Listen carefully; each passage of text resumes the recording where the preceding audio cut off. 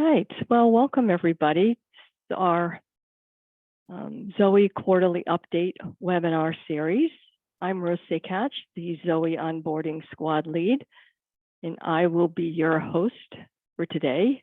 And I'll be joined by several members of the squads that represent the Zowe project.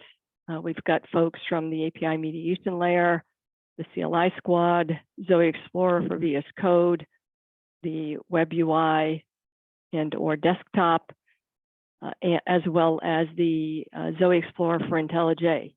They all will be presenting today. And we're going to use the Zowe 2.9 system demo as our quarterly update. Just a few housekeeping items before we get started. The webinar will be recorded for replay and will be available at the OMP YouTube channel. We will advertise the recording at zowe.org for those of you who are interested in finding it afterwards. And we've got quite a few demos. We've got approximately 13 demos. This will be quite a long meeting. We understand if you cannot stay throughout the entire call. And because of that, we ask that you please, if you have any questions, please include them in the chat, and I'll ask the teams to sort of pay attention to the chat and see if we can address those as we go to keep the meeting flowing along. So let's just have a quick look at what we've got for today. As far as the Zowe v2 active LTS release, here we are at Zowe 2.9, released on June 13th. As I mentioned, we have presentations from several of the squads. This is an outline of approximately what they plan to present. And with that, we will go ahead and get started with the API mediation layer. And I believe that is Petter. Yeah, thank you. Sure. For the API mediation layer, we just announced the OIDC support with release 2.9. What it means, OIDC support means that we introduced a new authentication source for APML, which is the access token, which is a result of, let's say, the OIDC flow, which users or the client applications are doing with identity providers like Okta or Keycloak. So the access token, which is the result of the OIDC flow, can be then accepted with the APML, and with some sort of a processing can be translated to the actual authentication schema consumed by the services. So I'll just go directly to the presentation or demonstration. I will start sharing my screen. Share, yep. And for my presentation, I'll be using our, let's say, testing application. It's called Discoverable Client, and I'll be using the request, the REST endpoint called request, which basically displays, I'll make it a little bit bigger, displays the incoming request to the service so that you can see that the translation actually happened. On the client-side application, I don't have any special application created, but I can, let's say, demonstrate it with a developer's tool called OpenID Connect. And this will substitute the client application, which actually performs the OIDC flow, connects to the, in my case, Okta instance. I will be logging in with my distributed ID, of the ID of the Okta, and in the end, I will get the access token through the secure channel. So I have this pre-filled and I'll be asking for a token. I'll send the request. Now I'm like in the middle of the OIDC flow. I'm asked to log in to the Okta instance. And after that, I should be redirected back to the OIDC debugger application, and here I can see the access token. Normally, you would not see it because it will be transferred through the secure channel to the client application itself, and then it could be used to the requests to the APML and services. So I'll just copy the token, and now I can go back to my Postman, and I'll be doing the queries to the APML. So first one, let's say I have this discoverable client, the request endpoint, and I'll be using the Zowe authentication schema. One place where I can put the token is to the bearer token, bearer authentication bearer header. I'll put it here. And after that, I should get the response from the discoverable client. Yep, so the response is here. And I can see that the cookie APML authentication token has been created for me from the APML, from the gateway. And this APML authentication token can be consumed by the service. It already contains my mainframe credentials, basically. I can just quickly go through the other authentication schema. This is ZSMF schema. There is also another way how can provide the access token from Okta. I can provide it also in the standard APML authentication token cookie. That's the other way how we can provide the token. So I can send it in, and now I should be getting also the JOT token, which is taken from the ZSMF, basically. Next one is SAF-IDT, works as well. I'll again use the bearer token here. And I should be getting the SAF-IDT credentials, which are here. This x-SAF token is here. If I provide, let's say, invalid token or no longer valid token, I have one saved from previous tests, so I can copy it instead of the valid one, and then we can compare that we are not getting. We are getting just the original bearer token, but we also get this failure message that the token has been expired. So this is the means that service can validate if the incoming token or incoming authentication has been validated or not. And the last one is pass tickets.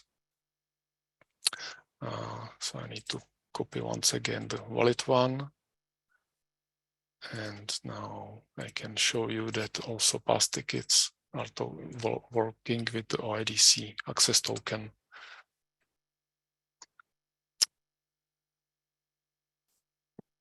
So yeah, and here we have the basic authentication with the pass ticket. What's happening behind the scene is that the APML is validating the incoming token, the incoming access token, with the actual configured identity provider instance, which is Okta in my case. Once the Okta says it's valid, we also need to map or query the mapping between the distributed identity, which is encoded in the token, with the mainframe identity. And this mapping needs to be present in SAF, in RAKEF or Top Secret or ACF2. And for this, we also created a simple tool for Zowe CLI, simple plugin, which can help you to establish those mappings. So I have a small example prepared here. So the Zowe, the plugin is called Zowe IDF. I can just quickly show you the help. It's a simple plugin which basically help you to create or generate the JCL for security admin who can submit the JCL and introduce the mapping. The input for the mapping is some comma separated value file, CSV file, which looks like this. It's just a username or normal name and distributed identity, which is usually in a form of email address, and the last piece is the mainframe identity. And those pieces are, let's say, an input to the plugin, and the format of the command is IDF map, the path to the input file, CSV file, then parameter which says to which ESM we would like to use, if it is RAKEF, Top Secret, ACF2. And the last parameter is something called registry, which is required for the mapping to be introduced to the mainframe. It basically groups together several mappings introduced in the system. And if I submit that, I'll get the IDF RAKEF JCL file created. And if I just print it, you can see that it will create a sample JCL, which could be ready to submit. Yeah, I could also provide the account information for the JCL header. But here you can see that it will create the RAKMap commands, in this case for RAKEF, ready to be used and submitted to introduce the mappings. And with that, that would be all for the OIDC support in Zowe 2.9. So is there any question, concern, comment? There are a couple of questions in the chat. Do you want me to read them? Sorry, I didn't saw them. Yeah. The DSO user ID, the request is token generated externally and exchange. Okay, so the user ID who is the user ID used for the actual mapping queries are in our case the Zowe server user right now, but we can also configure a different user. It can be configured in Zowe YAML, and this user needs to have just access to the SAF resources which are guarding the rack map. I don't know from top of my head what are called, and that's also the same case for the exchange basically. So we are doing the exchange with the same user, the Zowe server user. Yeah. Joe, Joy, was the question about the authority under which the mapping is done, or the authority which is encoded in the external token, then exchanged for mainframe ID? It was both, but I'm sorry, I asked the question at 9 minutes past, and Peter, in your demo, you then answered it about 2 or 3 minutes later. So, Okay. so thank you very much. Thank you for my bad. No, that's fine. That's fine. What about the next one? The next one. Can GSLDAP be used for this mapping?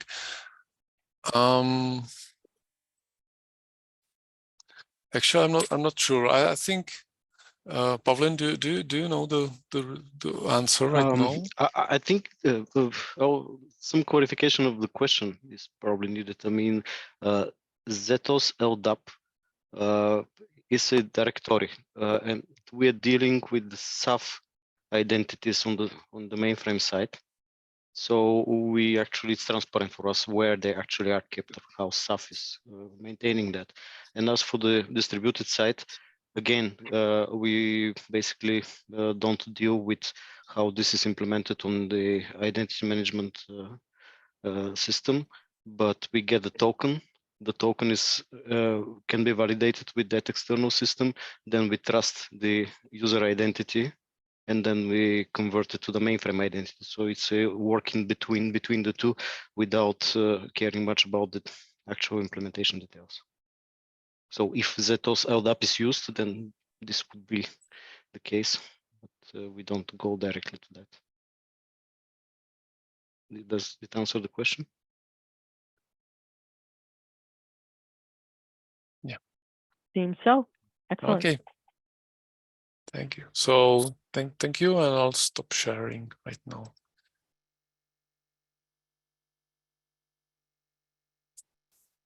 Okay, next up, I think, Peter, there was a bug fix, ignore client certificates when disabled. Sure. It's basically, I don't have anything prepared for that. Basically, what does it mean is that previously, whenever X509 certificate has been presented in the request, but it was not intended to use. Basically, that means that the X509 feature was not configured and enabled in Zowe. We were mistakenly taking these certificates and trying to use them. So that was now fixed. So whenever you happen to have the certificate in the request and the X509 feature is disabled, then right now they are ignored. That's it. That's the whole story. Okay, sounds good. Questions on that, anyone?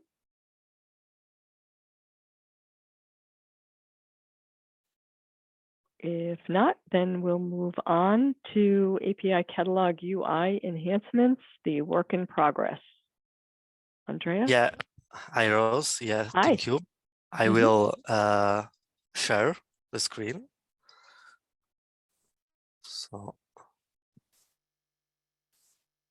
maybe yeah, that is okay. I hope you can see the catalog. Can you? Yes. Yeah, okay. Yes, we can. So in terms of the API catalog, we were doing some enhancement and also some redesign of the UI based on also on some feedback that we collect from multiple users, like multiple customers. As you can see, like the dashboard was redesigned to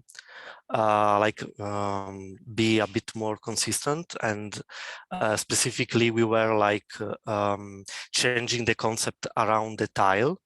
So before tiles were like grouping multiple services.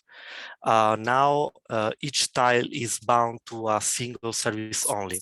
What does it mean? It means that in the dashboard, in the home page, you will see all the services listed together, and which are basically onboarded to the API Mediation layer.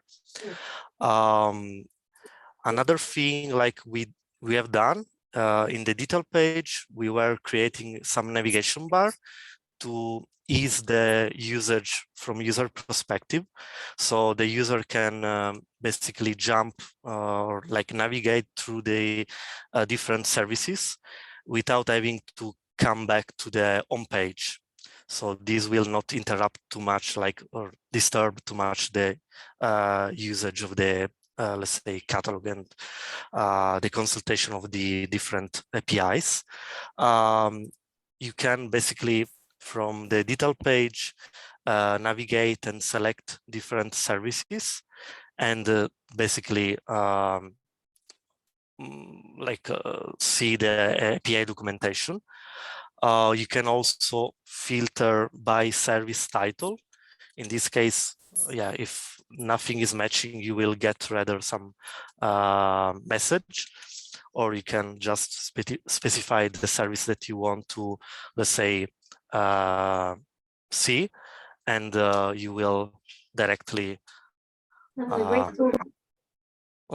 obtain the API documentation. Another minor things we did was like to change like the way we were displaying multiple API versions. Before there was like some tab panel, but we now changed to a drop-down menu. And if I, for instance, select a service which contains multiple API versions, you will see that you can select different ones. And once you click, the correct Swagger will be automatically displayed. And also we announced the way we display the comparison between versions. So for instance, if you click on this button, compare API versions, you will, there will be some dialog open and you can select 2 versions. And once you click on the show button, basically the differences will be rendered and displayed here. So you can see what was added in the latest version and what was deleted, what is deprecated. In this case, nothing was deprecated, and what is changed. You can see also that the URL format is now different and is more meaningful, because as we change the concept around the tile, now the service, basically the URL will contain the service ID. And if you select a different service from the navigation bar, the service ID will also change. I think that that's basically it around the design.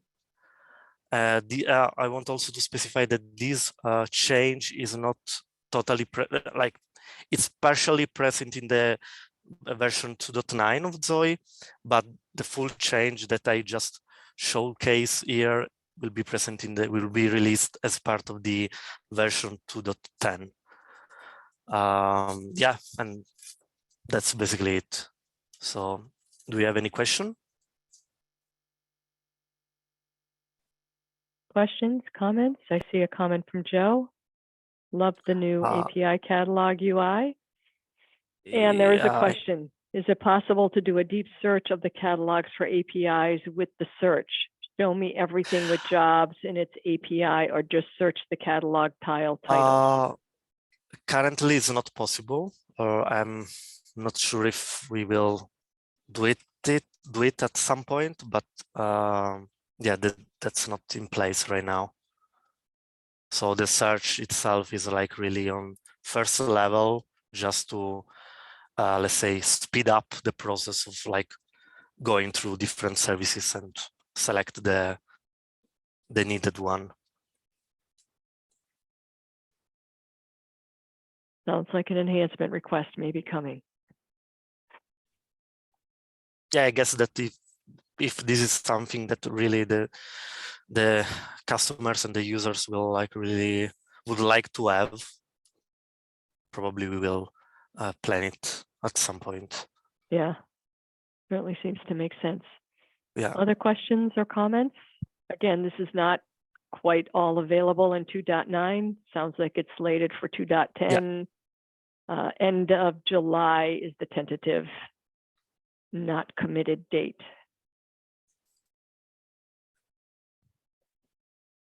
Okay, Okay. I have a question. So sure. if users install 2.9, what changes would they see? They will just see the new design of the dashboard. So basically, you will see like this CSS change, but not like the tile concept will be still the same. Like it will group different services, because otherwise it will confuse a lot of the user. So they will just see the different shape of the tiles. That's it, like different CSS. But once they click on the specific tile, they will see the old version of the detail page. So new tile format, old detail page. Yes, exactly. Okay. Okay, so I would like to invite anyone to provide feedback, because obviously this is still work in progress, and if any feedback to the changes in UI, if anyone has any feedback, don't hesitate to send it in the Slack community. Yeah, I think it's a good idea. Okay, so if there are no other questions, I will stop sharing.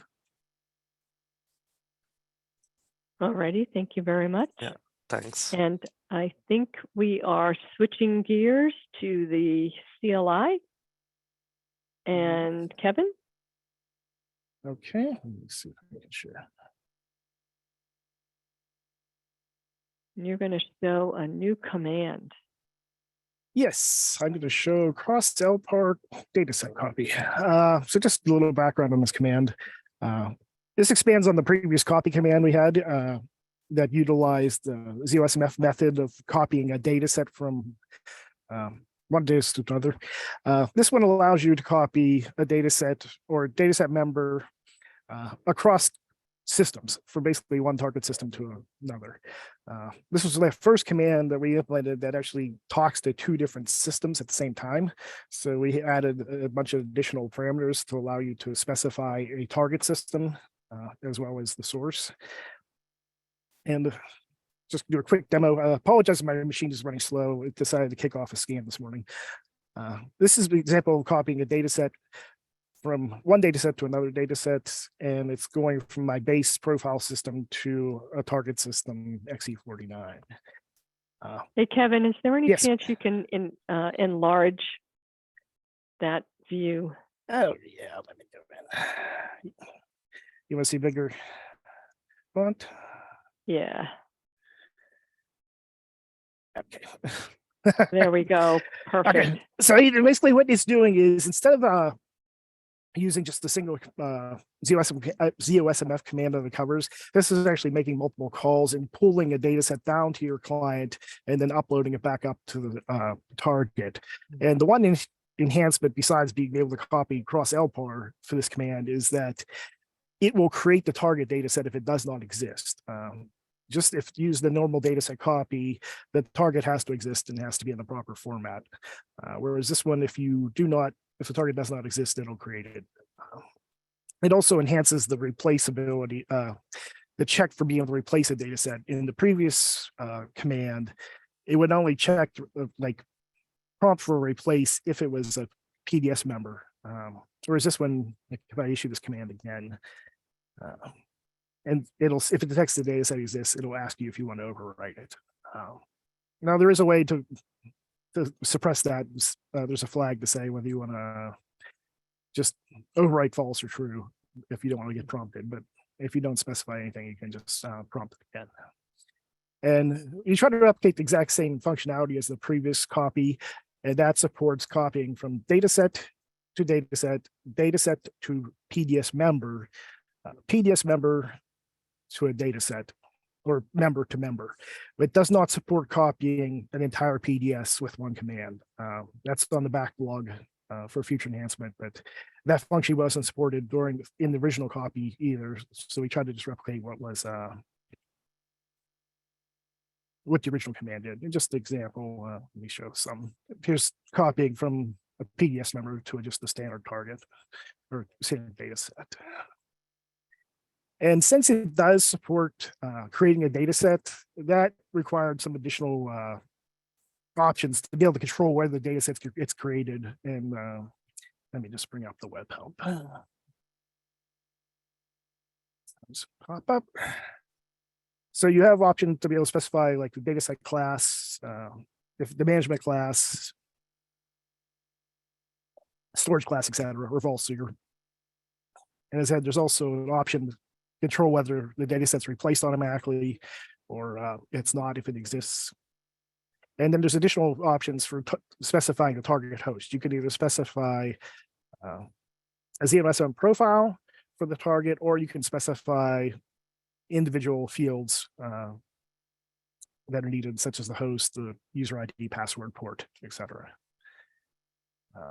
And like the other one, you can specify the timeout as well. Performance-wise, since it is copying to your local machine and then back up to the system, it may be a little slower than if you just did a copy from on the mainframe itself. But just in testing wise, it's pretty quick. I've tested it copying several hundred megabytes, and it can finish within 30 seconds. So it's not that bad. Again, it depends on your network speed, but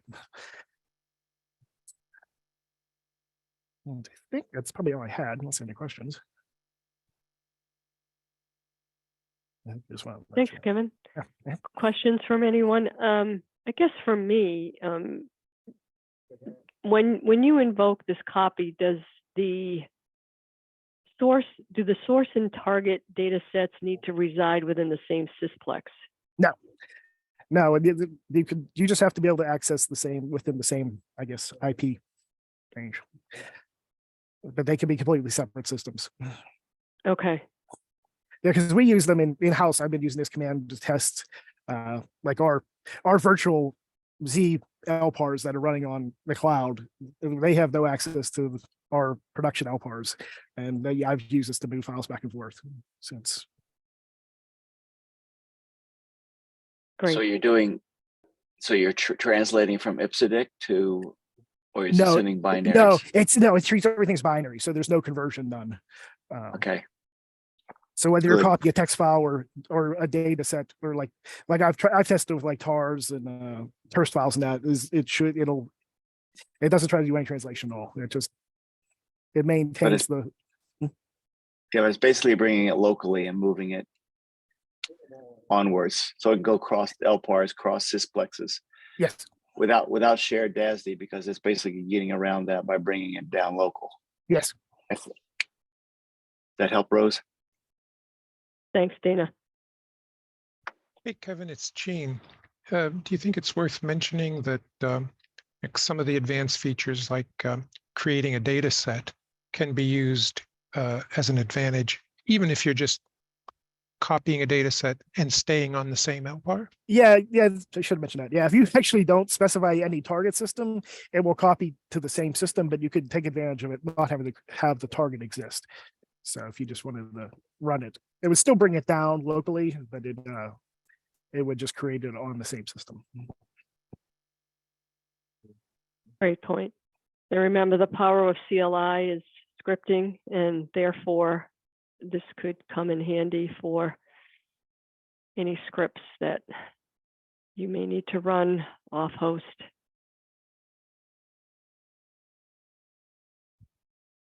And we did have other types of files on the backlog, such as I mentioned, PDSs, potential USS files. I guess if there's any feedback as to what would be higher priority, please provide it. Maybe it was covered, but I still will ask it. If the target data set or file does exist, will it be replaced or? Yeah, it will prompt you if you don't specify anything. So like this one I had already copied. If you say nothing, and it does exist already, it'll say, do you want to override it? If you say no, it'll just abort. No. Or if you want to say,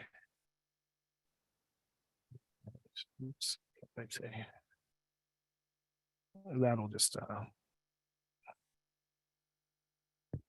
that'll override without prompting. Good, thank you. Hey, Kevin, this is great. I have a really quick question. So on Yes. a lot of Zowe CLI commands, you can either have the attributes held in the profile or you can locally override them.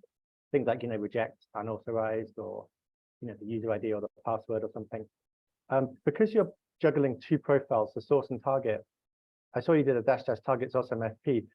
Can you do like -- target, reject unauthorized, -- target host, -- target port? How much Yes. flexibility you can? Great, thank you. Yes, yeah. Oh, I think I had that up. Yeah, there is target port. You can token user. Actually, I think the one we don't maybe refresh is reject unauthorized. That might be one that needs to be added. Thanks, Kevin. Great feedback.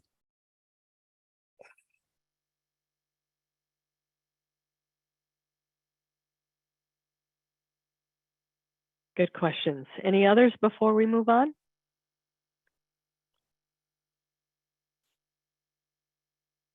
All right, then. Thanks, Kevin. Thank you. And I believe we are headed to Timothy. Timothy, and fixes for Daemon. Yes, thanks, Rose. Mm-hmm. We have. So hopefully you can see my screen. I'm going to first be showing some Zowe CLI daemon fixes. These were made by Andrew Harn on my team, and since he is out today, I'll be demoing on his behalf. And if you're not familiar with daemon mode, it significantly improves the performance of Zowe CLI commands by running the CLI as a persistent background process. So if you experience slowness with CLI commands due to node modules having to be loaded and the initialization process, this can make that a one-time thing where it will be loaded once and then subsequent CLI commands will run using that existing background process. And so I'm going to be demoing two categories of fixes that were made.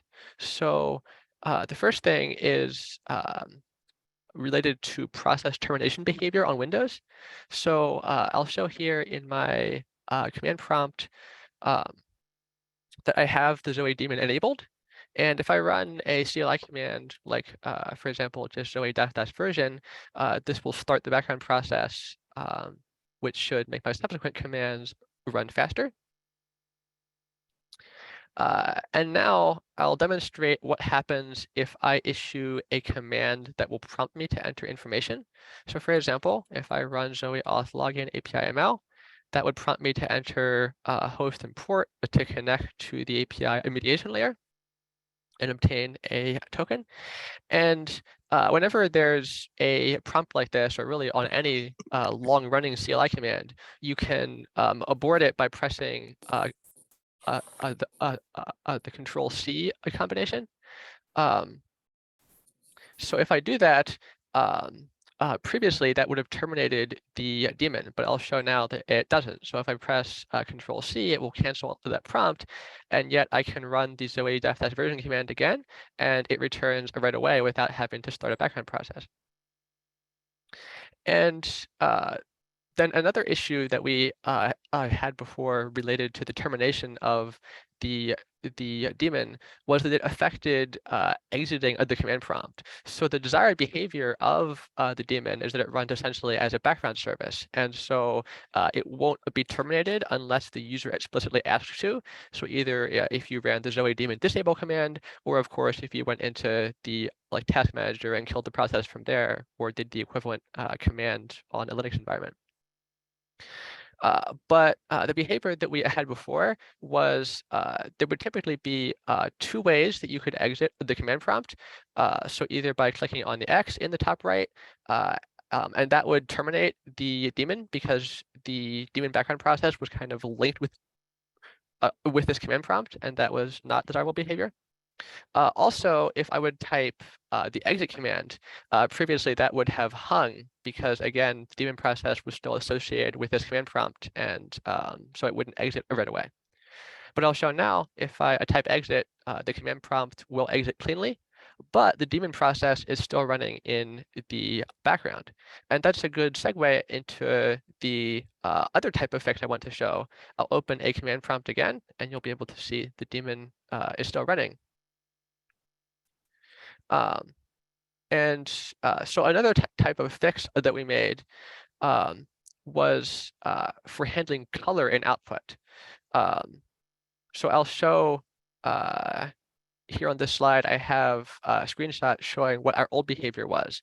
So when using a daemon mode, there was no color in the output of commands. The Zowe plugins list typically does have color, but due to certain terminals, particularly the Windows command prompt, not having support for ANSI escape codes, which are the characters used to represent the color, and also progress bars, as you can see here below. There's these strange characters being printed out, which are the escape codes. And so without the support for those escape codes, these things like colored text and progress bars can't be rendered properly. Now, command prompt is actually able to handle these escape codes. It's just not enabled by default. And so now we're making API calls for you that will allow our daemon process to output color. And you'll have the same behavior whether you're using daemon mode or not. So here I'm still using the daemon, which, as you can see, even though I exited my last command prompt, the process is still running. And so I got back an instantaneous response, and it does contain color now. Now, if you still don't want color, there's an environment variable that you can set. This is true regardless of whether you're using daemon mode or not. You can set an environment variable called force color equal to 0, and that will disable color on your output. If I run the plugins list command again, now it has the old behavior. Just something to be aware of. If you do set that flag, it may affect other CLI tools as well, and not just Zowe CLI. So I'll reset that variable now to clear it, and I should be getting color again. And then I can also just show that progress bars also work now with the daemon. So if I run a command like this to download a file that's on the mainframe, that will issue a progress bar. And this is the same command that I ran before, but now it actually shows a progress bar nicely rather than printing out the strange escape characters. And that's all I wanted to show. Are there any questions? Nice work. Questions for Timothy in daemon mode?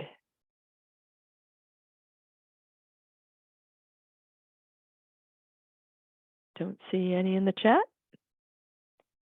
All right, I think that wraps up CLI, and we will be switching gears to the app framework web UI. I believe, Lenny, you're on. I've made you co-host. Take it away. Great, thank you. Give me about 10 seconds, and then I'll start screen sharing. Will do.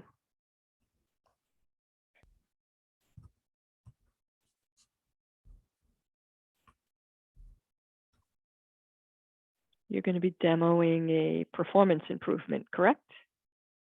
All right. Yes. Okay.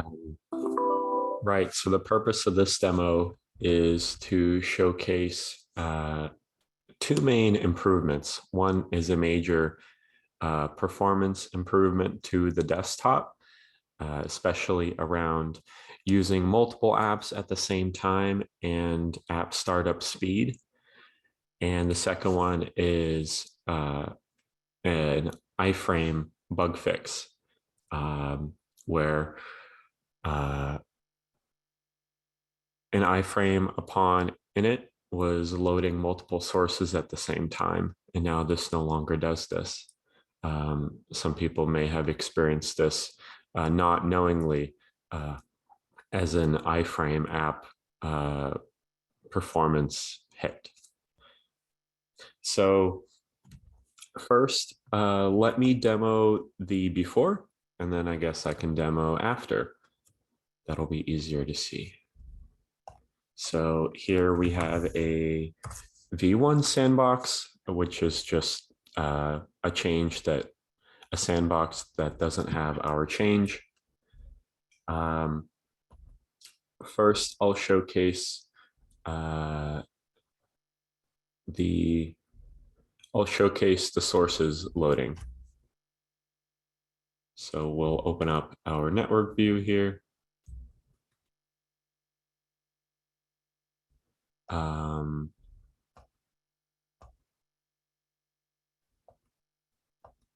right. Sorry, I had to navigate a little bit with the sharing UI. So what we're about to see is the network sources being loaded whenever we open up an iframe app. Pretty standard stuff here. Everything is working great so far. We have sources like our iframe adapter, which is a neat little tool that's used in the app framework in order to imbue the iframe app with Zowe related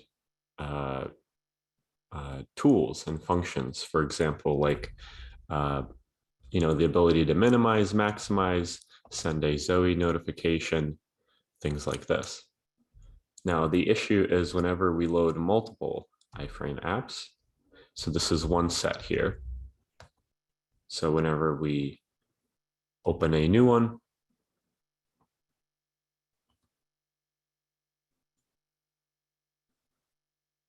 now, as you can see, a significant downgrade in performance. The app loaded a second or two later.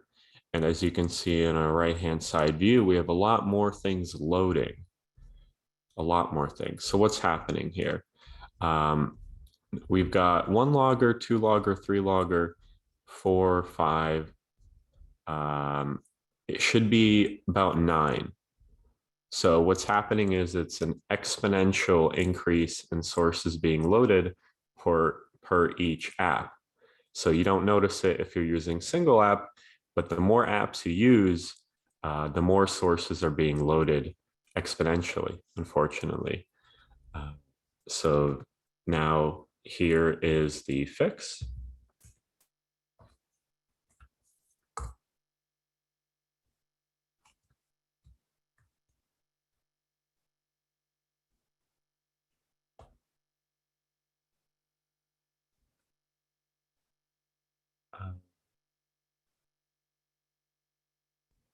Oh, right, we don't have an iframe sample app on this sandbox. That's okay. We could use something like the Zowe Explorer.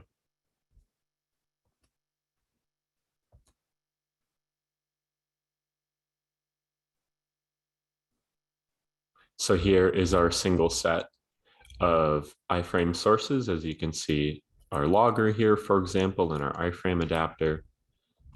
And then let's launch a new iframe app. And once again, we have a single set. And as you can see, that app launched also very quickly.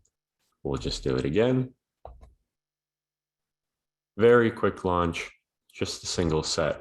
And these are apps within apps,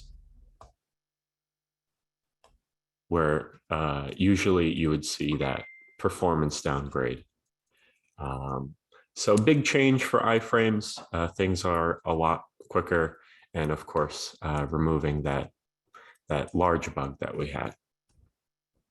And now let me showcase the other huge performance upgrade for the desktop.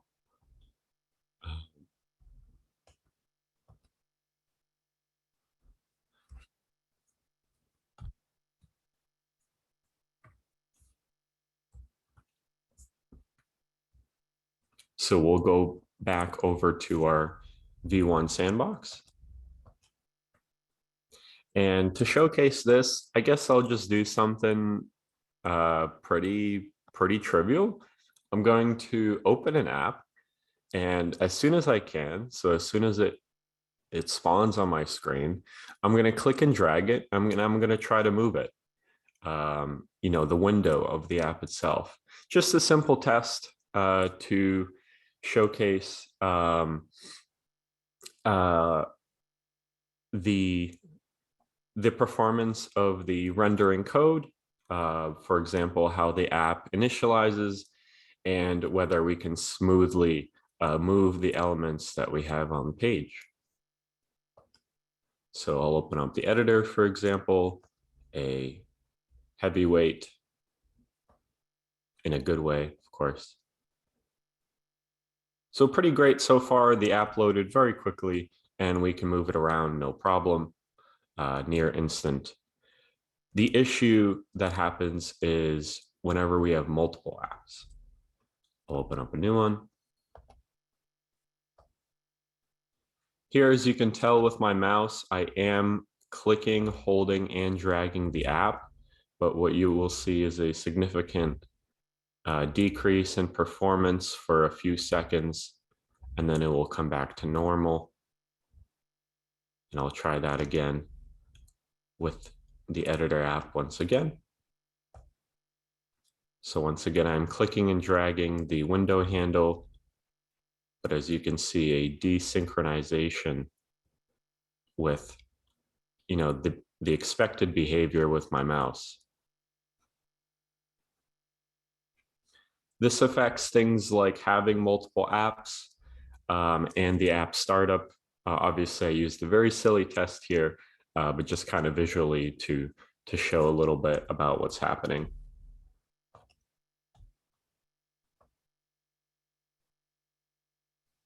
Once again, I'm clicking and dragging. Well, anyway, you guys get the idea. So now let's showcase what we have now.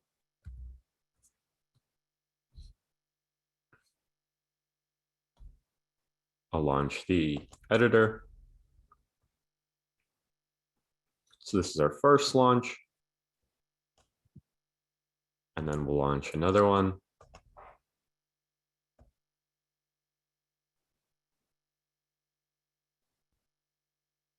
Oh, got some slowness. Wait.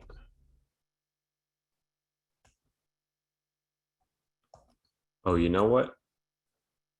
I might be trying a little bit too much with all of these open in my tab. Let me see. Let me try this again. What I'm trying to say is I think we had the editor for the previous tab still loading. So let's see. Because we are, yes, we are in 2.9.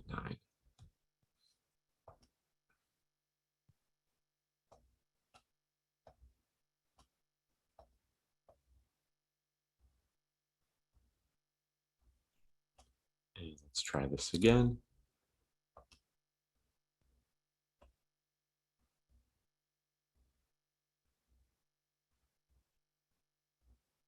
Smooth performance here.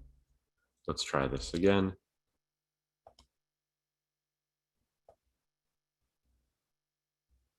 Very quick initialization, smooth performance here. Let's try this again. Great. Yeah, it looks like with that first wonky test, the browser was still struggling with the tab that we were using before, but everything's actually all right. And I mean, I guess, you know, I'm not going to bore you guys with the technicals. There's just a reduction in some code that was doing things in a poorly optimized way, and just other different unrelated bug fix. But as a result, this change will single-handedly catapult the Zowe desktop into using 10+ apps at the same time with little to no issues. You will have very little downgrade. It will no longer scale with the number of apps that you use. So if you've ever struggled with using multiple apps at the same time with the Zowe desktop, I'll implore you to try it one more time. And so that is it from me. So any questions? Thanks, Lenny. Questions for Lenny?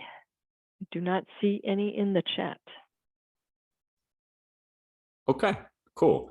Last thing I'll say is this is something that went in actually a release ago, one release ago, but I missed the demo. So here I am for today.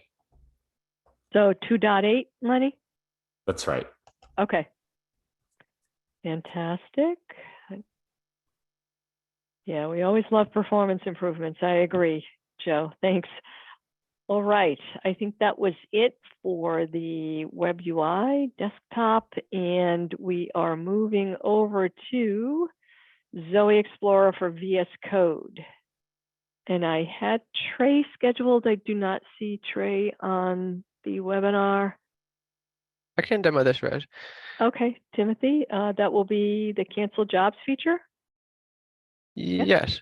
Okay, take it away. Okay, thanks. Yes. So, yeah, this is something that we added to the context menu in the jobs tree of Zowe Explorer. It's basically equivalent to the CLI command for canceling a job, and I'll demo it in just a second. But first, I wanted to provide a bit of context as to what drove us to implement this feature. Of course, it could just be generally useful if you wish to, cancel a job. But also, there was a specific use case that we were hoping to address here. We wanted to improve user experience for organizations where only one TSO session is allowed. So this was something that we encountered. I have the issue look up here where some folks, if they're only allowed to have a single TSO session, this can be a bit of a pain point, since the ZOSMF API that is used by Zowe Explorer for any operations with data sets or with USS files, it has to establish a TSO address space. And so does a connection to a 3270 terminal. So it basically means that you can't be using a 3270 terminal and Zowe Explorer at the same time, or even if you were using Zowe Explorer and there's still a TSO address space that is left open, now you have no way to log in to your 3270 terminal. So it's definitely beneficial here to give users the ability to be able to see their jobs in Zowe Explorer, which would include TSO address spaces that run as a job under your user ID, and if they're able to cancel them from within a Zowe Explorer, because fortunately the jobs APIs that ZOSMF offers, they do not require a TSO address space. So even if you can't do stuff with data sets or files, you would be able to either terminate a TSO session that was started by logging in to 3270, or one started by Zowe Explorer file operations. Either way, users should now be able to cancel those TSO jobs.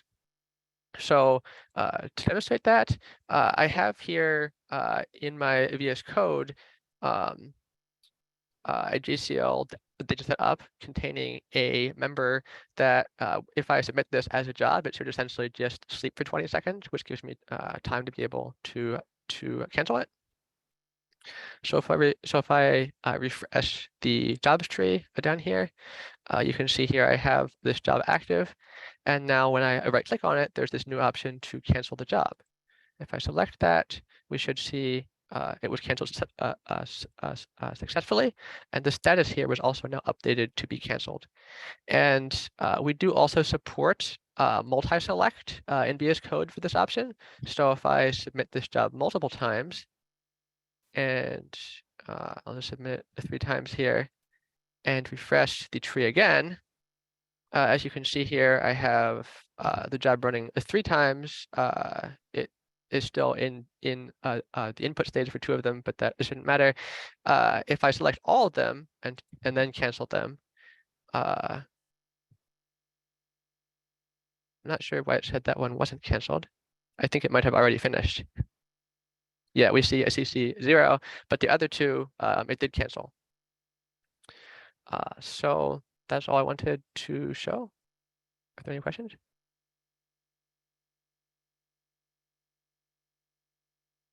Any questions for Timothy in the cancel jobs feature? Hey, Tim, that's an awesome feature. I wondered if you were a user of this and you ran into that scenario you described where your data sets and USS views were unable to connect because there was a unique TSO session blocking them. What's the sort of error message that a user will encounter? How would they know that had occurred to then go and do the remedy that you showed? Yeah, that's a good question. I'm not sure because like I haven't seen that error myself. Like internally, like we have the ability to have quite a few TSO address spaces. I'm not sure if anyone else can provide more context on that, but that would be something good if we could document that. I would think for users who do hit that error, so they know. I want to say it was in the issue, Timothy. Oh, okay. Thanks. I should read the issue. Yeah, because I love the fact that quite a lot of sometimes when you get a very sort of gawpy low level, 400, 500, instead of seeing that low level error in VS Code does a very nice job with some of them of kind of glazing that over and presenting a very user friendly error in front that will then perhaps direct you to how to fix it. Okay. Perhaps I'll replicate it myself. Yeah. Thanks. Bud. Yep. Yeah, it looks like the message will mention that it's already logged in.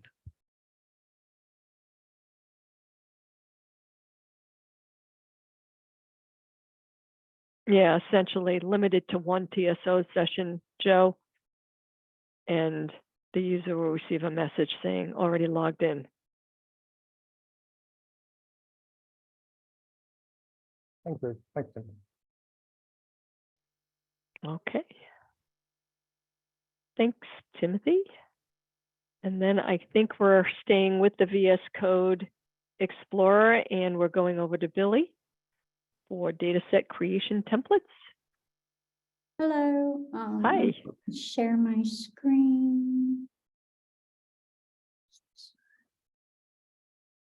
All right, hopefully everybody can see my screen. I have our GitHub release page up with the 2.9.0 release. I'm gonna demo two things. They both should be pretty quick. The first one here I have highlighted is the added option to save unique dataset attributes as a template after allocation for future use. So let me pull up a VS Code. Okay, and here I have VS Code open with Zowe Explorer 2.9.0 installed. Let me move it down a little bit so I can get that other stuff out of my view. And so with this, it's a new setting added to the history, which usually doesn't require any interactions from our users. It is more of a just collection of history items that we refer back to, especially in like your search histories and your file histories and which sessions that we would keep in your views. So now with 2.9, you'll see a new history item called templates. And it'll be an empty array until actually you invoked by the user. So in the MVS datasets tree view, users can go to create new data set. So let's create one. We're going to call it test. Let's do test so we don't lose it out of the view. We did change a few things here with the UI. Instead of data set type, it is more accurate now, as all of them were templates for different types of data sets that we would like to offer the user for creation, which are the same ones offered by the CLI team. So we have your binary, C, classic, and the default is the partition data set that you also see with Zowe CLI, and then the sequential data set option. So if we choose one of these, and then we go in and edit the attributes, say we change the directory blocks to 10, and then we allocate the data set Zowe Explorer will first try to allocate the data set, and then upon this, the allocation being successful, the user is then presented with the prompt here. Would you like to save these attributes as a template for future data set creation? The user can cancel out and then they just move on as usual.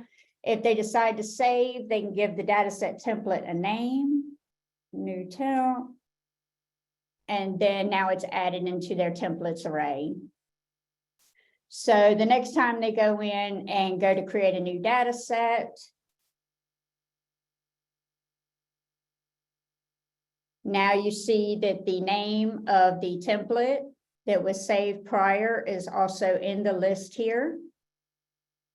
And you can go in, you can see that it has the directory blocks of 10.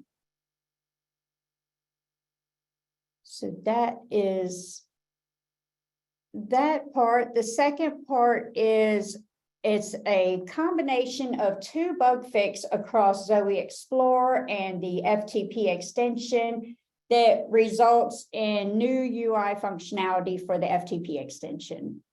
So here we fixed an issue with the mismatch e-tag error return, not triggering our diff editor in certain situations that would result in possible loss of data due to the issue. And then while we were working on that issue, we found that in the FTP extension, the error message that was being returned to Zowe Explorer did not include a error code, and Zowe Explorer checks for a particular error code to kick off that difference editor in the VS Code space. So we did a fix there as well. So let's pull up my VS Code. I have 2 different ones here. And we will just stay with this one here. This is my Zowe App profile. And we'll just open the file, pull it from mainframe, make sure we have the latest. And then in this VS Code view, you see I have Zowe Explorer extension for FTP version 2.9 installed. Let me move that over a little bit. Is it? Show our version 2.9. So now I can go in here and we'll do same search I got going for the FTP. And we'll go ahead and open the same file. Okay, go ahead and pull from mainframe, make sure I have the correct, the latest. So now over in our window with the Zowe App, I can make some changes and then we'll save those. And you can see in the bottom of the window that our data set was uploaded successfully. So here we'll come in, we still have the original copy of this file, not the latest, and we're going to edit it and trigger that mismatch e-tag. So we'll do a save here as well. And with the new return error code from the FTP extension, we've triggered the difference editor with the FTP profile. And it allows the user to see what's on the host and what is down locally. Beforehand, the FTP extension was just giving the error, letting the user know that it didn't match what was on the host and to pull down the latest. Unfortunately, when the user would do that, it would kind of force them to overwrite their local changes. So with this fix and the addition of the new UI for the FTP extension, users can now see the differences and choose their fixes and then save it back to the host. All right. Any questions or anything? Questions for Billy? Oh, go ahead, Gene. Sorry. So yeah, awesome with the FTP. I know, we had a couple of customers who ran into that. So thank you so much for fixing that. I love the way that you can create the templates in a team configuration environment, which is where people are collaborating together. You know, Zowe Explorer has done a phenomenal job with the CLI and team config. Is there a way to share those within an org, or maybe a blog about how to do that, or is it just local? Right now, it's just local. I think we've had discussions on the possibility of bringing in new items for the config files. I'm just not sure if the templates was one of those that was discussed at that time. But I know with V3, a lot of this history stuff, we're putting work in to make it local storage, so it's not saved in the settings.json. And so I'm not sure if maybe the templates might need to be pulled out of history, and then we could have its own setting created, which could, you know, possibly shared with team members, like across maybe a workspace setting in the project itself, or something, you know, along that lines. That, you know, these are considerations we could talk about. Awesome. Thanks, Billy. Thanks, Joe. Hi, Billy, it's Gene. I had roughly the same question as Joe. So what I'm wondering is, just for technique right now, would someone be able to, if someone wanted to share it with another user, would they just copy the templates text out of here, put it in email or something, and the other person capable of pasting it into their own? Is that sort of the technique we'd use today? Okay. Yes, Thank you. yeah, we could do that as a workaround right now, especially since it's still in this settings.json. That's why I brought up, you know, our future work with it being in local storage. Once that happens, this template wouldn't be accessible like that. It would be stored within a database and, you know, with the VS Code manages. So yeah, that's why I brought that up as well, because we may want to consider future discussions of pulling this out of the history and rethinking the way we handle this, especially if there's an interest in sharing it across projects and with other team members. Okay, thank you. Thank you, Jean. Any other questions? All right, I'll go ahead and hand it back to you, Rose. Thank you. All righty. Thanks, Billy. Thanks for the questions, folks. Let's see. Next up, we have Custom Credential Manager by Rudy. Hello. Yeah, Hello. let me just share my screen real quick. Sure.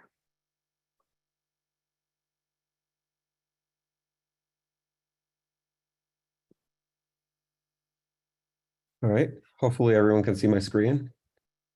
We can. Awesome. So first I wanted to get started just by showing here the page where the release was done. This was done for version 2.9.0. It was for adding the support of Custom Credential Manager extensions into Zowe Explorer. So I wanted to give a little bit of context before I go ahead and explain what the functionality mainly does. So in Zowe Explorer, now we provided the ability for adding custom credential managers. So this could be anything from a Kubernetes credential manager to your own custom solution. So through this, you should be able to define where these credentials are being stored, as well as being able to encrypt these credentials and be able to securely store your credentials in your own custom way. So in this environment, I have a VS Code instance open, and I have a Kubernetes cluster that I set up with Minikube. As you can see, I have 2 sample users here that are using the same namespace, one being Minikube and the other one called rFlores for testing purposes. But as you can see, they're inside also the same cluster. So in order to install your custom credential manager, which I will also get into how to create your own, you should be able to drag your VSIX file into Visual Studio Code. And once installed and reloading, you will see now that in your imperative.json, your credential manager override now is set to your own credential manager. In this case, it's secrets for Kubernetes. So now if we go to Zowe Explorer And as you can see right now, we're in the namespace of Minikube, but we're also in the same namespace as the other user. Then when I create here in action, it'll prompt me for credentials. And when placing these credentials, you can see that now it's letting me do the same Zowe functionality I could use with x-LPAR before. So now you're wondering maybe where these secrets are being stored. So if I actually do get secrets, you can see here that they're being stored in that same namespace for this Minikube user. And one of the concerns actually that was before was whether or not multiple users could store their credentials inside of that namespace. So the answer is yes, but it doesn't mean you're limited to that as well. That means that you can create your own namespace and have different namespaces per user or same namespace with each user. So it definitely lets you work on based on your need. So now if I were to show you here and go to a separate context, this being the one from the other user, and now I reload.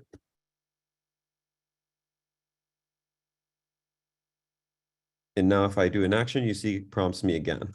So the reason it's prompting me again is because this is a different user, and this user doesn't have credentials stored. So now if I, again, put my credentials and perform an action, you can see that I'm able to still do the same Zowe functionality.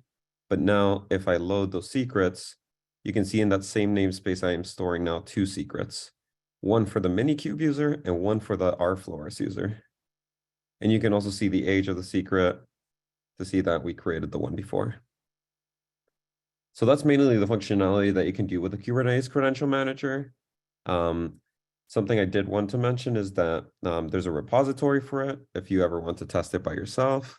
Something very important about this repository itself is that it's also a sample for any future credential managers that want to be implemented in the future. So if you wanted to add your own version of credential management into Zowe Explorer based on your team's need, this could be facial recognition, this could be fingerprint, this could be anything that you could perhaps think about. And it could be just implemented through the same code that you can see here. And this repository was built with that intention. So yeah, the main functionality of this is that you can basically plug in these credential managers into Zowe Explorer based on your own needs, since our issue before was that when we only had x-LPAR in browser-based environments, one of our main issues was being able to store these credentials, since keychain sometimes is not accessible through a browser-based environment. So the ability to be able to define your own credential manager and be able to store these credentials in the cloud definitely was a good benefit for our users. So I believe this could be a great solution for anybody that perhaps needs to run Zowe Explorer in these browser-based environments. So yeah, that's it for me. Does anybody have any questions? Yeah, hi Rudy. This is Timothy, and a great job with the demo. Do we want to just mention about like how folks can try out the Kubernetes extension? I believe that like it's not published into the marketplace yet. It still is under development, but the capability to use it was added in Zowe Explorer 2.9. Is that right? Yes, that is correct. So if you wanted to use the Kubernetes Credential Manager into Zowe Explorer, as you can see on this other window, I actually have a VSIX file. So this was actually generated from the same repository that I have right here in this link. And if you package this repository, then it should generate a CLI version as well as a VSIX version for it. So this means that you should be able to install this on both Zowe CLI and Zowe Explorer. And this could go for also your own custom credential manager that you build in the future. Rudy, do we have any supporting documentation that describes that process for now? I believe we have a little bit of documentation on the Zowe docs, not the Zowe docs, sorry, the Zowe wiki, developer wiki. I do want to, in the future, be able to update this README for this repository and give a little bit more details on how one can go to build their own credential manager on top of this one, and how to be able to package and install and do other things that perhaps anybody could be curious about within building their own credential manager and extending this repository. So yeah, hopefully that answers your question. Okay. So really, this Anyone is else? I have a quick question. So the use case I think you're looking is if, let's say somebody wants to leverage tech like VSCode.dev or Eclipse Che or something like that, that can run Zowe Explorer not in a installed desktop, but as a within a browser, perhaps within some shared cloud environment, that is a stepping stone towards being able to do that. Yes, that is correct. So I guess providing the ability to users to be able to use their credentials in a secure way and being able to store those credentials as well as Kubernetes secrets is like the main goal for this repository and this work that's been done into Zowe Explorer, mainly because I think for anybody as a user in Zowe Explorer, we wouldn't want to have to place our credentials every time we do an action in Zowe Explorer in a browser-based environment. So I think this provides a good solution for it and improves the user experience as well. Thanks.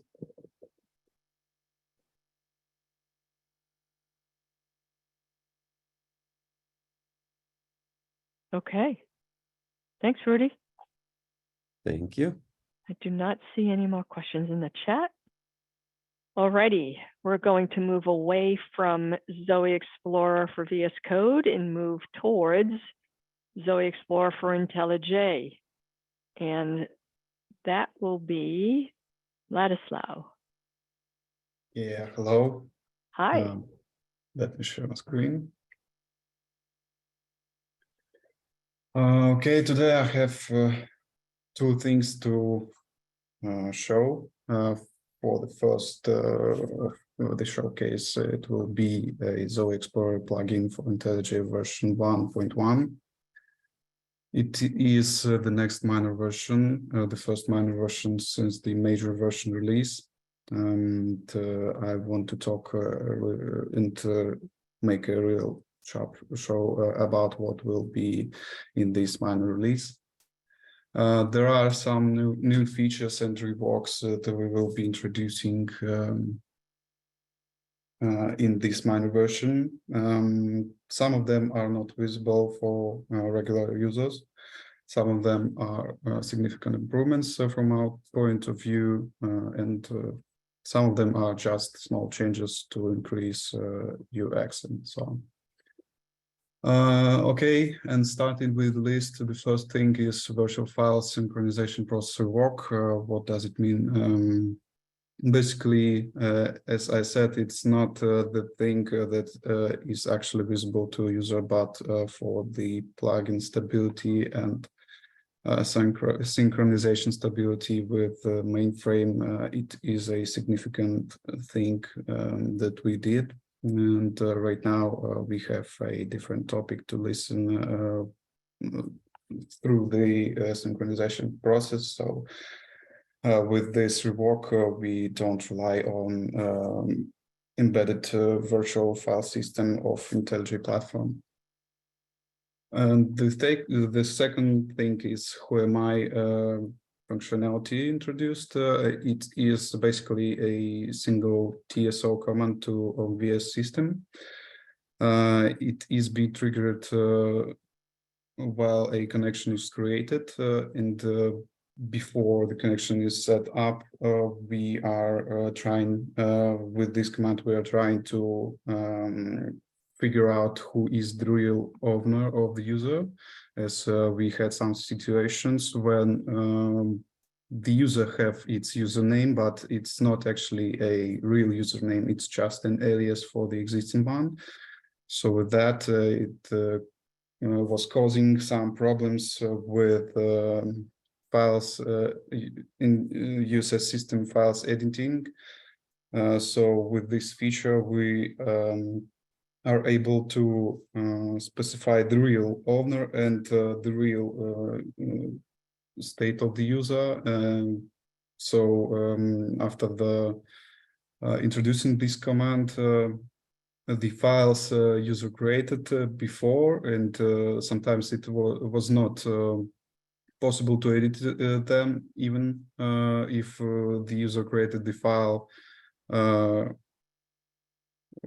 for example, right now, and after that it's not possible for him to for them to edit it. So with this command, it will be possible, basing on the information of the owner of the username. Yeah, it's, also it is a functionality that is not visible for regular users, but of course it will fix some bugs that were appearing time to time. The next thing is change password feature. It is available since ZOS 2.5, and I am ready to show how it works. So right now I'm in the IntelliJ IDE, started with the plugin inside, and let me create a connection real quick. Yeah, and here. Also, the small improvement for the UX is a notification after the connection is created and tested well.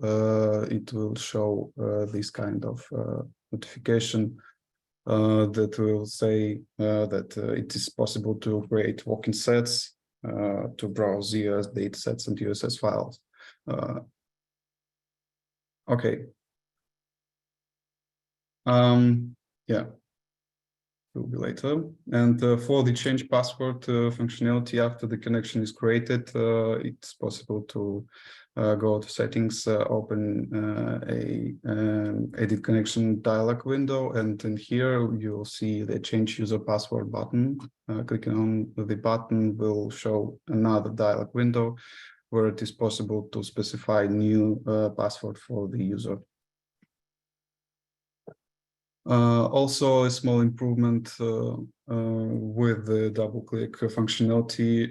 Before the version 1.1, it was not possible to open connection or walk-in set to edit, but right now, double-click will open that dialog window. Okay, right now I don't have created walk-in sets, but it will be later.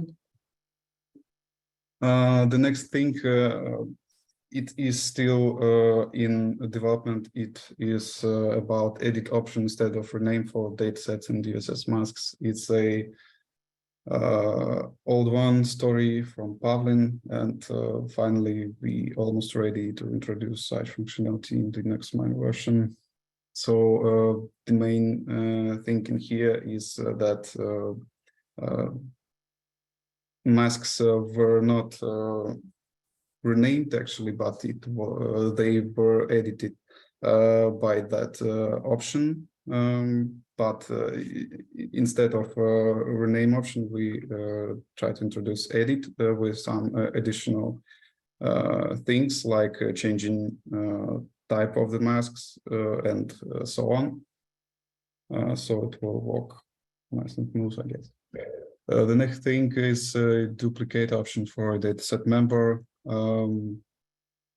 So for now, let me create a walk-in set for the user.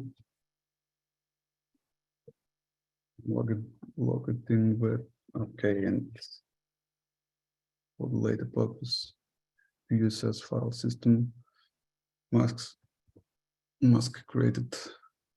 Okay, and here, let me fetch my datasets. Okay, and here, yeah.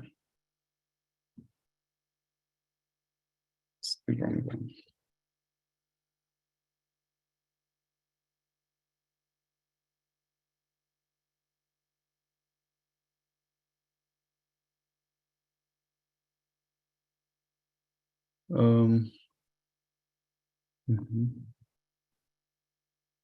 The reason why I'm doing this is because we have a 2.5 system where we don't have much. Yet.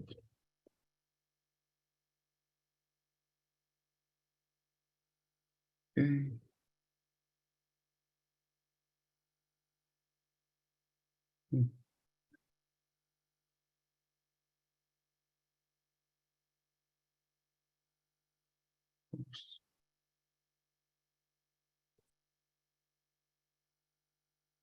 Okay, now we are here, and so to as we have some members and we want to duplicate the one we have already, we have an option duplicate right now in context menu. It will prompt us to select new name and be test like here, like this. Yeah, it's the same as we had before. Okay, and the next thing is dataset presets. It's pretty similar to the templates one, but it's just the thing that is a little different from that. No.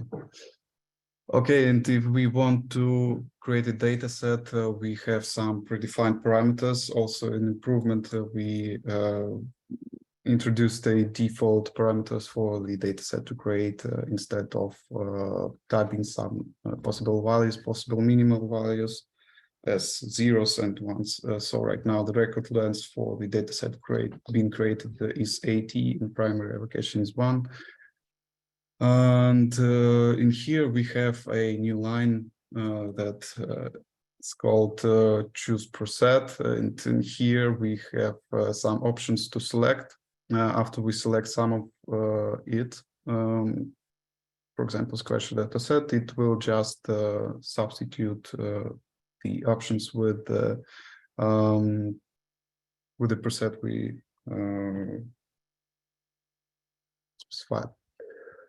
And the same for others. For example, PDS dataset, empty members dataset, and sample GCL that will create a sample GCL member. A dataset with a member with a GCL inside. Okay.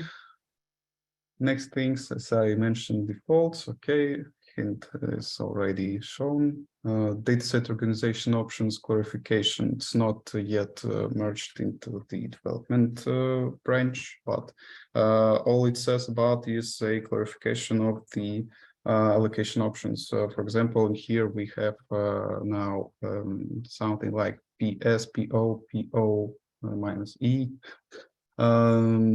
For the changes that we will be introducing to be sequential dataset with a PS in parentheses, and partition dataset and extended the same as the PS1, but the option is different. Okay, it's an internal change. It's a plugin configuration changes. In version before the 1.1, we were using XML version of configurations for the plugin, and starting with version 1.1, we are ready to test the new format of JSON for the configuration for the plugin. Also, there are a lot of small improvements for user experience and stability of encoding feature. Not ready yet to showcase it, as also the changes are not merged yet. Double click. No items found is a small improvement when we try to create a mask without any datasets or USS files under it, it will say that no items found. Also, internal change, we had a lot of login things introduced inside of our operations. So right now, if there are any bugs, it will be logged in idea.log file. And so with that, it will be easier to investigate where the bug is. The next thing is code coverage with tests increase. So it's also an internal change, nothing special. Some bug fixes, they are still in progress and list to be defined before the release. Also with the version 1.0.2, we've introduced such thing as supportability in versions 22.1 of IntelliJ IDEs. So the plugin is available on each IntelliJ IDE starting with the version 22.1 and later. And about the links and actual statistics, so we have 1,300 downloads by this day, and some links, some helpful links in here if you want to try. Okay, any questions for the Zowe Explorer IntelliJ?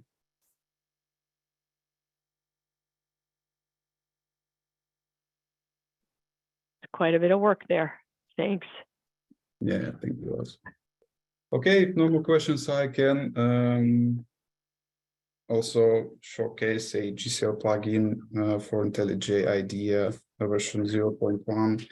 Actually, it's in a technical preview. It's a new plugin we are developing. Let me see. It is a new plugin released by our team.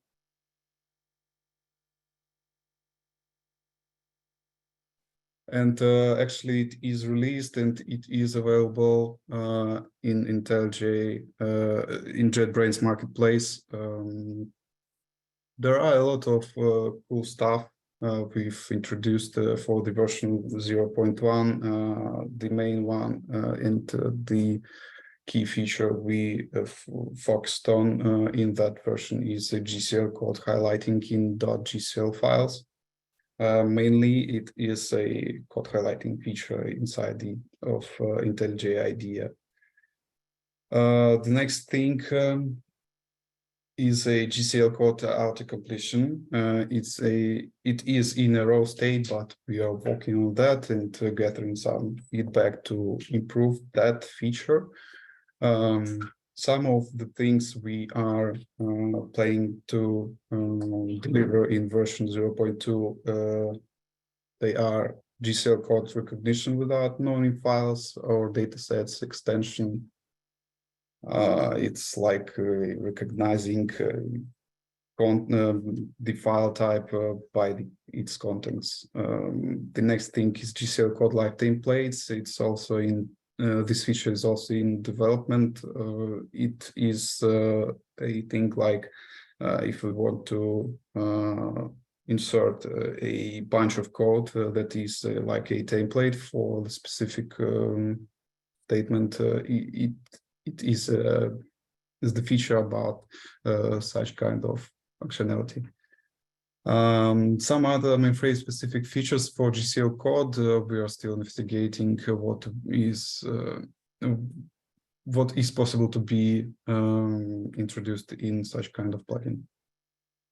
Okay, and now with the showcase GCL code highlighting feature. Mainly when we open some file with the GCL contents, sometimes it is not the file with the GCL extension, but in IntelliJ it is possible to override file types. So that's what I did, and right now I have a highlighted contents of that file. And in here you can see that we have like highlighting. It's like we just type in some letters, and right after we type, we have some highlighting already applied on that.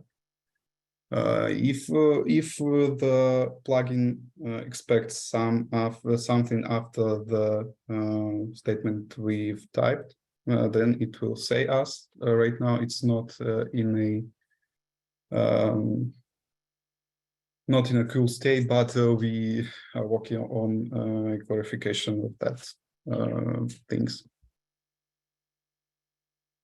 So in here I've typed something like I don't know, a template thing to showcase that. Also for the Zowe Explorer, it's also possible to highlight the files with the .gcl extension. These files should be on a USS file system. Also, we are working on highlighting dataset members and datasets with GCL inside.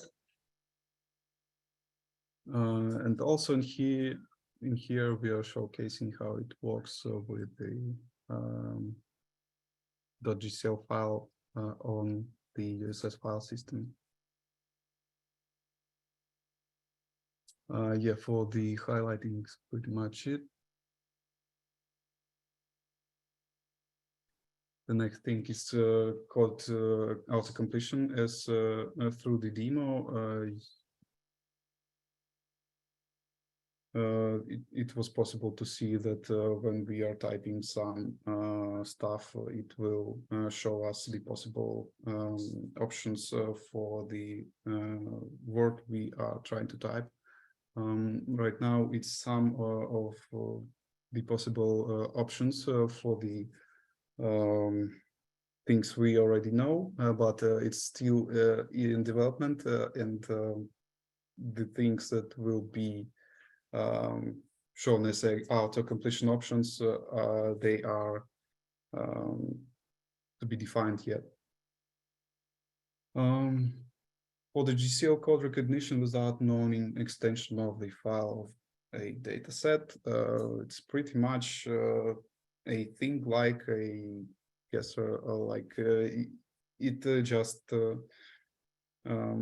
looks through the contents of the file or the dataset, and if it would say with a high probability that it is a GCL file, it will either say for a user that it is possible to highlight the contents as a GCL code, or it will be highlighted automatically, and we're still investigating what will be the best option for that.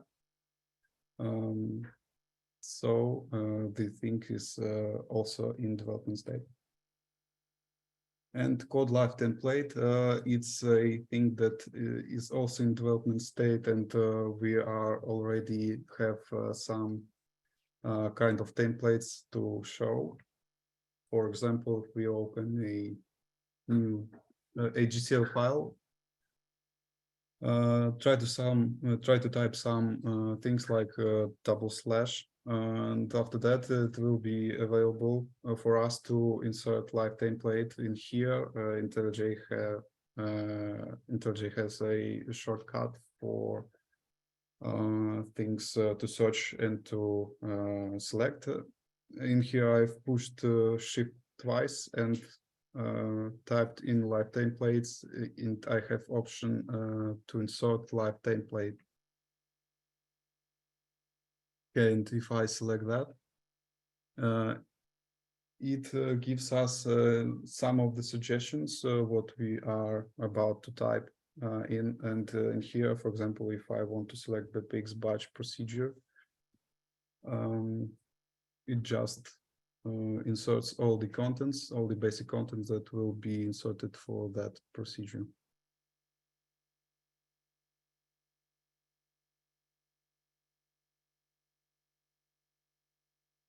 Okay, and about the availability options, the version 0.1 of the plugin is available already on every IntelliJ IDEs starting from 22.1 version. For the version until 22.3 of the IntelliJ, the plugin goes without other dependencies. So it could be installed and used right after. And for the 22.3 and later, the GCL plugin version 0.1 goes with the dependency on Zowe Explorer IntelliJ version 1.0 and later. For the version 0.2, we're thinking about making a dependency on the Zowe Explorer version 1.0 and later, without for each of the IDEs, for each version of IDE. In the version 0.2, we want to introduce JS2 and JS3 statement support, as I said, live templates, code recognition by content. It is already inside of the version 0.2, and I'm talking about the icon on files and datasets if they are GCL files and datasets. Also, we are planning to start GCL linter and probably other things to stabilize the plugin. Also, the main thing in here is that we are gathering some feedback. We already have some downloads and installations of our plugin.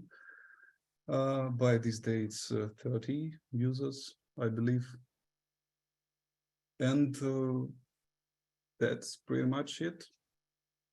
Other useful links in here. Maybe any questions? Thank you. Wow, questions on the JCL plugin for the Zowe Explorer IntelliJ. Again, this is available at the JetBrains. I'm going to call it a marketplace. Is it a marketplace? Yeah, it's a marketplace. JetBrains Okay. marketplace. Okay. Fantastic. Don't see any in the chat. All right. Thank you for bringing us home. Let me just here again, and we'll wrap this up. So just to make sure everybody's aware, everything that we presented up until the Explorer for IntelliJ, those items are covered under Zowe V2 Active LTS. The IntelliJ Explorer is currently a GA extension of Zowe V2.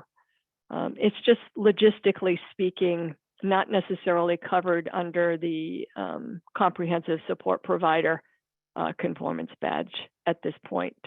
Still have plenty of support in the community.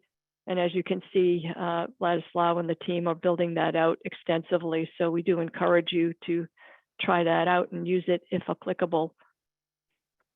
Okay. Just a couple more things that I wanted to mention to make you all aware. We have some communication channels available to you as consumers. Please, if you haven't already considered joining our Zowe user mailing list, we are beginning to use that more and more to ensure that we are able to communicate out to all of you what's going on within the Zowe community. For example, system demos such as today's and the quarterly webinar.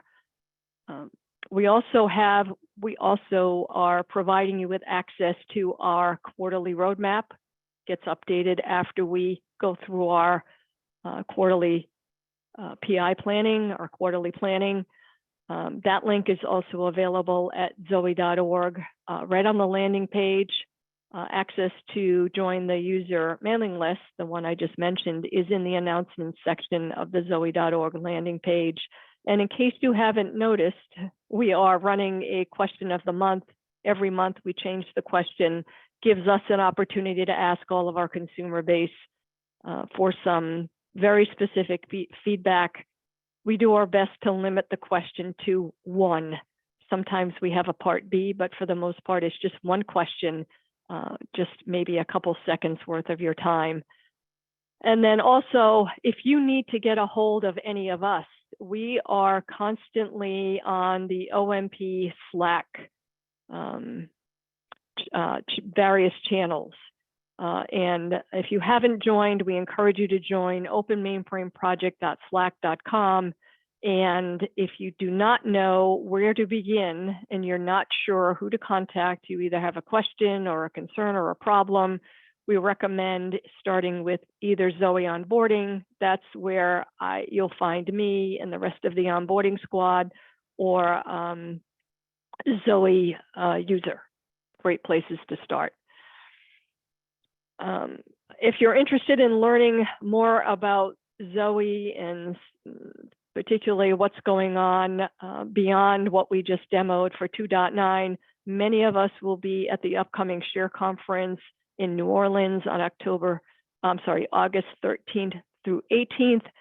Join us. We're going to have a celebration of Zowe's first 5 years. We have a full day agenda planned on August 14th, starting with some installation and administration topics, moving through some technical highlights with V2. We'll give you some insights into V3, and we're planning on a deep dive into security, and we'll have some of our extenders showcasing some of their own Zowe apps. So please consider joining us if you're headed to Share.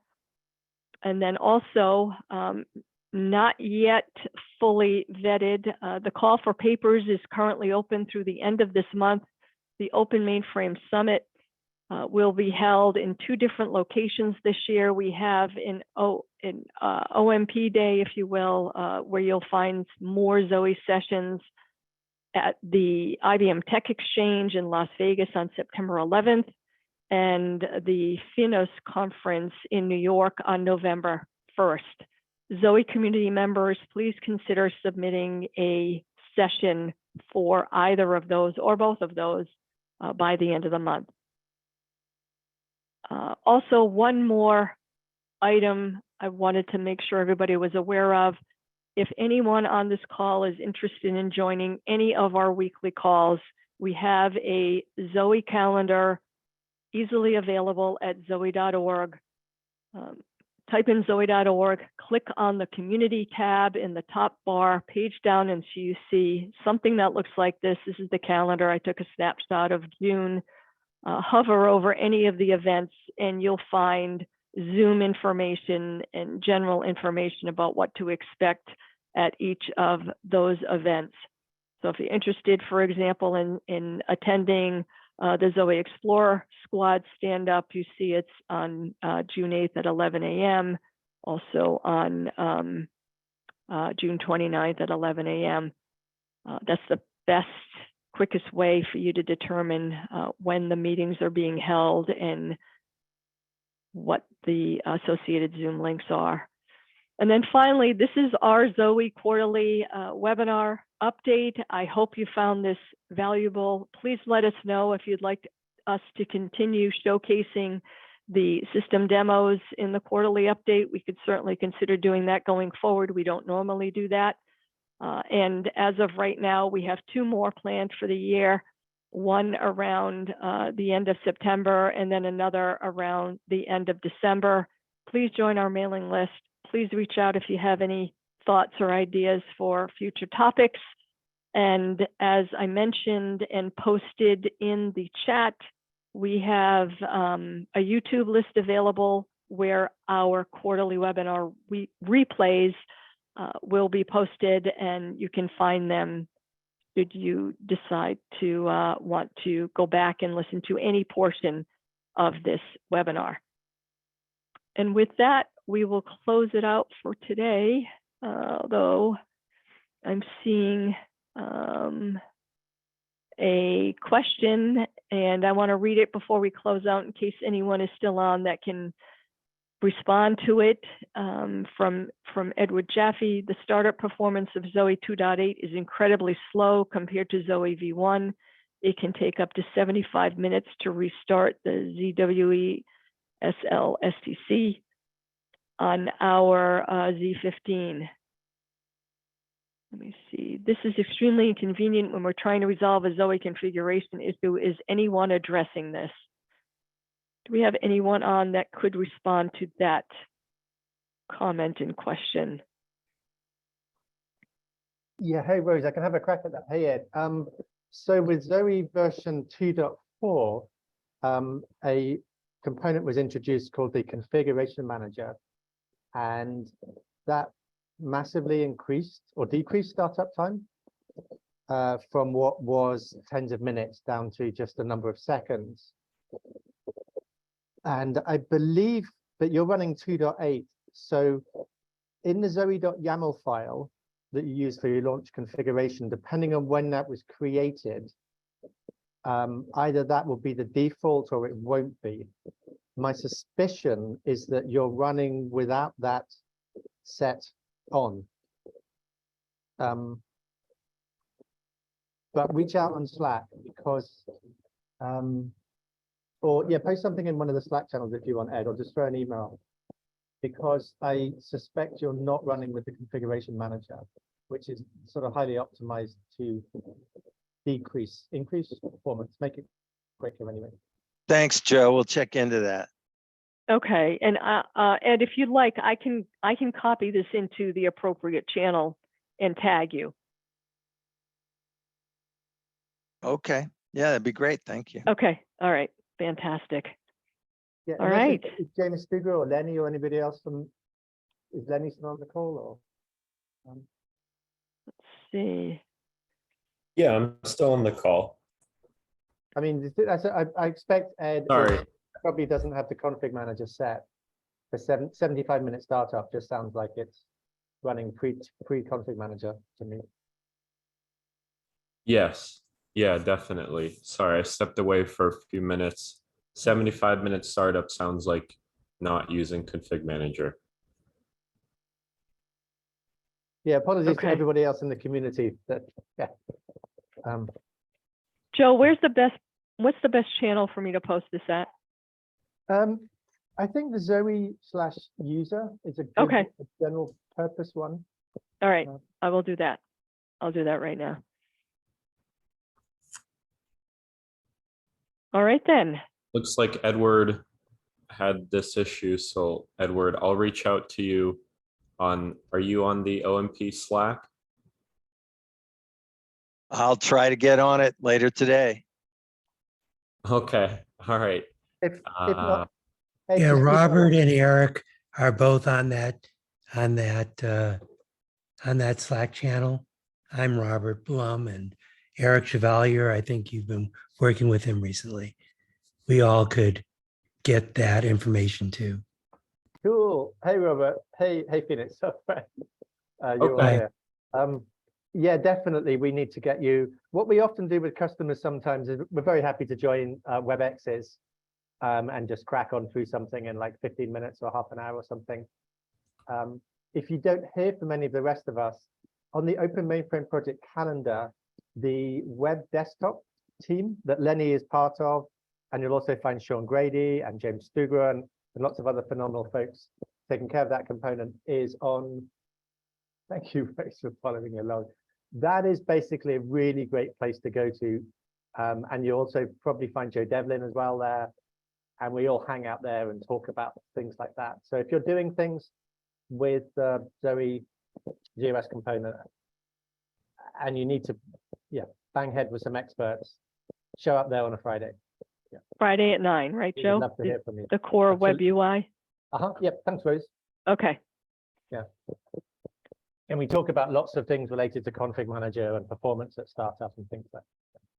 Well, I just got a very useful looking link from Lenny, so thank you very much.